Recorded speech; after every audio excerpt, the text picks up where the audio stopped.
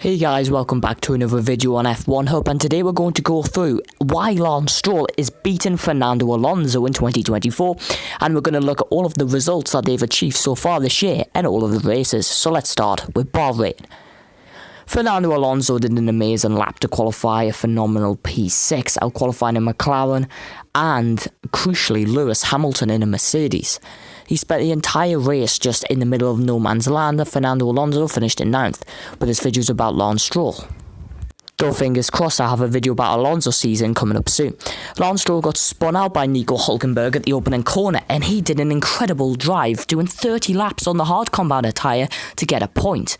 That was an incredible comeback drive that personally went unrewarded, but he completely binned it in Saudi Arabia by being out-qualified by the RB of Sonoda and then crashing out mid-race in the Saudi Arabian Grand Prix, whilst his teammate finished in 5th. These are the main reasons why Lance Stroll's being beaten by Fernando Alonso in the championship.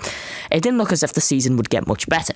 But then in Australia, Lance Stroll managed to do pretty well, and we'll just look at Fernando Alonso for perspective. He went off into the gravel several times, qualifying P10, while Stroll managed to qualify P8 and finish 6th after Alonso and Russell controversially collided, which cost Alonso a 20-second penalty.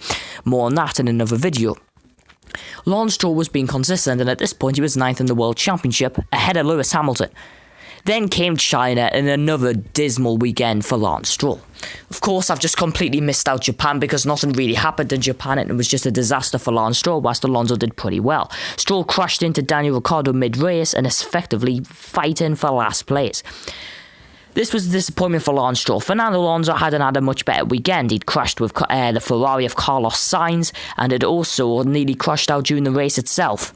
Lance Stroll was having a terrible time of it at the moment. That Japan nadir where he was just off the pace, and then China crashing several times. But then came Miami and Lance Stroll out-qualified Alonso in both sprint and quali. However, it didn't go that well after Hamilton smashed into the two Aston Martins, which cost Lance Stroll any hope of beating Fernando Alonso and was out. Lance Stroll in the race itself was off form, and Fernando Alonso managed to get the points. Stroll looked quick in one lap, but in terms of race pace, I feel that's a big weakness for Lance Stroll this year. Then came Imola, and Fernando Alonso crashed in FP3, spun off into the gravel, and finished dead last, whilst Lance Stroll did a pretty good job of finishing P9. Beating home Yuki Tsunoda. I thought this was a pretty good drive for Aston Martin. However, they needed more than two cars in the fight. More than one car in the fight, I mean. So, with Lance Stroll performing and Alonso wasn't, we expected come Monaco everything would be back to usual form and Fernando Alonso's form would be back. The only problem for Fernando Alonso, it wasn't. So, like I said, Lance Stroll finished 9th in the Emilia-Romagna Grand Prix, but was sitting down in 10th in the World Championship. Fernando Alonso was in 8th. But then came Monaco. Lance Stroll out-qualified Fernando Alonso yet again, and then Lance Stroll got a puncture while I was trying to get Aston Martin points. Fernando Alonso thus was promoted up to 11th, but being knocked out in Q1 for Fernando Alonso was a huge disappointment, and it means I have to bring out this very sad statistic. And if you're not a Fernando Alonso fan, I'm very sorry, but Fernando Alonso's had more Q1 exits than Lance Stroll this year. Yeah.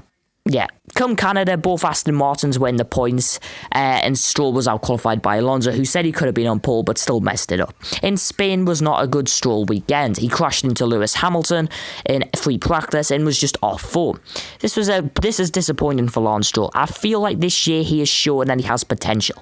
Fernando Alonso, maybe age is finally getting to him.